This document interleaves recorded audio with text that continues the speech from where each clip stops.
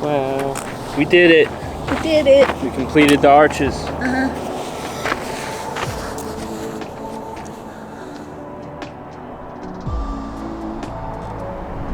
Goodbye to Moab. And hello to the Colorado River. Upon finishing the section through Arches National Park, we entered the town of Moab and we left the town of Moab about as quick as we came. We followed the Colorado River out of town and we took the Amasa back alternate, which we really enjoyed. It took us up and over a ridge with some tricky little navigation in there and would lead us towards one of the only trail angels on this entire hike. He offers water to hikers, which is very fortunate because this would be the last water that we will see for the next day and a half, if not 2 days. And considering we are only on day 3 of our hike, this is a very early reminder that the Hayduke has teeth. Do you see anything that looks like trail? Yes. You do? Yes. That's nice. Right here.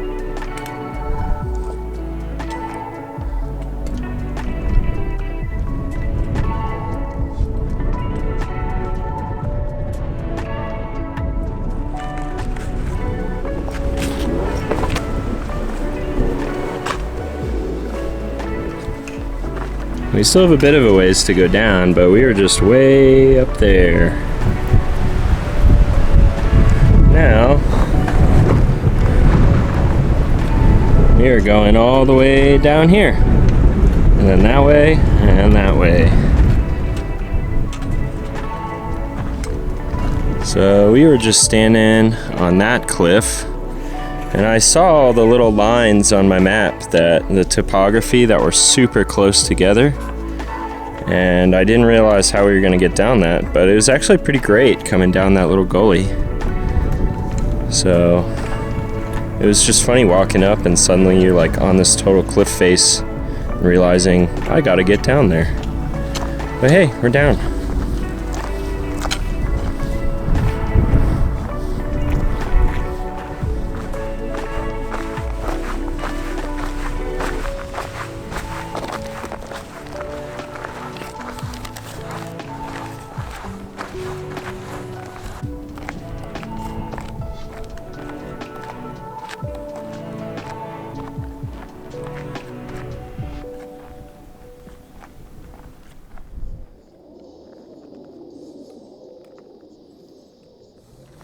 So we are entering a 35-mile dry stretch.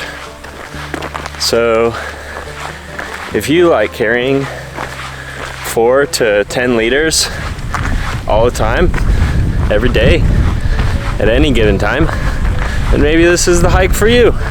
It's kind of wild to think that today we will not see water. And who knows, maybe tomorrow we may not get water. What do you think of the dry stretch? It's heavy. Heavy. The dry stretch is heavy on your mind. It's weighing you down. Oh, the back. Yeah, probably the weight, huh? Okay. Never mind. Sorry for bringing it up again. But hey, it's a really nice day. And by that I mean it's the coldest day of our hike so far. And kind of windy and super cloudy. So it doesn't really get much better than this, given the situation.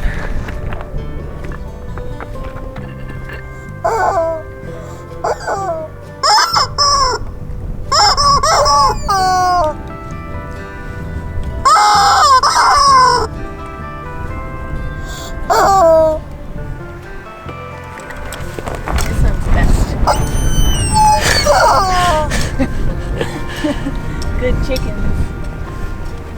The aptly named Chicken Corner. So we got some water from Tom's place. Thank you, Tom. And we set off in hopes that our measly 6 liters each would be good enough for 35 miles to the next water source. That is more than a day and a half through this kind of difficult terrain. We are quite lucky though, and today is overcast, chilly with a chance of rain. I think, however, if I were to do this again, I'd probably carry 8 liters or more for this kind of thing. But you live and you learn. In this section, we have some really fun alternate routes coming up, which add a lot of challenge. But they also add a lot of excitement and a lot of beauty. And then immediately following, we have some really amazing canyons I think we're both really looking forward to. Hopefully all of this will help to distract us from our otherwise not so ideal water situation.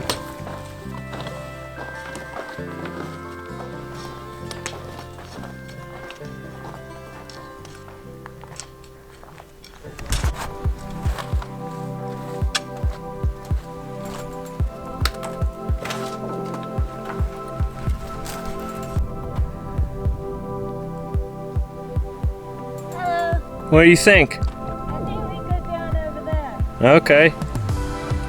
That sounds good. So we were up there. Maybe that doesn't look like a long way down, but it's pretty significant. So lots of fun. Whatever GPS track I have is very incorrect and would certainly even make Alex Honnold clinch up. So we aren't doing that, and instead we're having fun finding our own easier way down. Like literally the GPX track would be a pure 100% rock climb on an overhanging cliff. So that's wrong. But we know of 3 people that have done this, and that's pretty good. So they did it. So we think we can keep following this rock layer all the way to, I guess, like that precipice, and then go down there, and down and down and down and down. Looks pretty good. So we were wrong about the precipice. I think that's the other side of it now. We want to get down to that grassy layer, and now we found what looks great. Just this right here, and then down, down, down. Nice and easy, kind of.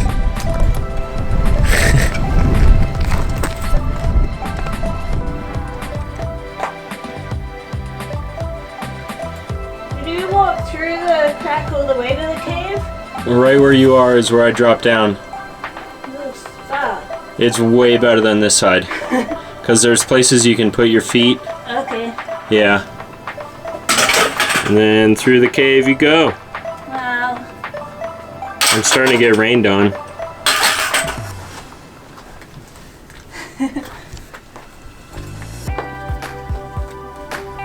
Wow. Ow. Okay. Now, I guess a little bushwhack and into the promised land. So it started raining, of course. But we still have to go down into the canyon. And go over there. And then back up the other side. So that was the Lockhart Canyon Alt. And this is Lockhart Canyon. Now we're a couple miles past, and we do actually go down in it. I believe from over there. And yeah, so I guess that alt was kind of maybe a good reminder that not all GPX tracks are perfect. It's good to have extra information. It's good to not go down something you won't be able to go back up, and vice versa. And yeah, be safe. Have fun. It is moments and sections like that which will persist throughout the entire Hayduke that maybe show best why planning, preparation, and experience are so needed out here. We are carrying nearly 2 days worth of water, navigating down steep cliffs without an obvious path, and just disappearing further and further away from roads and civilization where help could be found. This is the type of thing that excites me, but should most certainly be taken with a healthy amount of caution.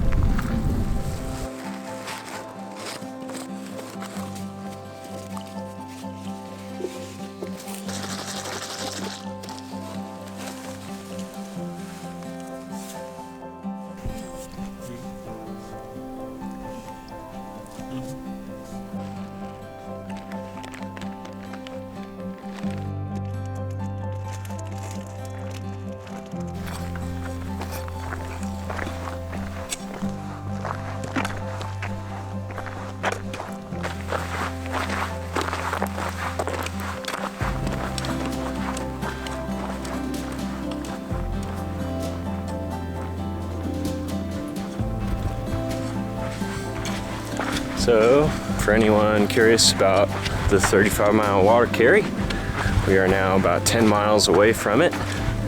And I have 1 liter, and Sprocket has 2 liters. Almost looks like she has 2.5. Been holding out on me. But yeah, 35 miles, about 6 liters is what we did, but we got super lucky with weather. And yesterday was really just a super nice, breezy, cool day. Off and on rain, sometimes a little too cold maybe. But yeah, almost done with it. Hopefully 1 liter, 10 miles is good enough. Otherwise I'll be sipping from Sprocket's drink.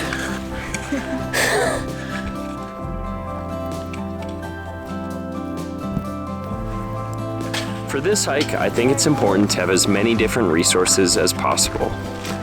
As an example, I have 3 different water reports, all from very different years. I have 4 or 5 different GPS tracks, which all say something slightly different. And my partner has even different GPS tracks from me. We have web pages downloaded describing certain sections in detail, and all of this comes together to create a more whole picture of what we are getting ourselves into.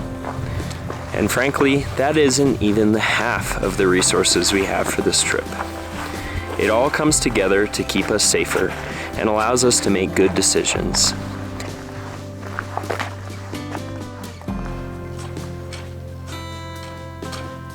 So we've been in this canyon for a while, following it, and now we leave the canyon. You can see the little faintest, tiniest cairn on the top of the cliff there. So we head up to that. And hopefully water soon. I think water is in like 3 miles from here. So pretty soon. Pretty excited. I only have 1/4 of a liter left.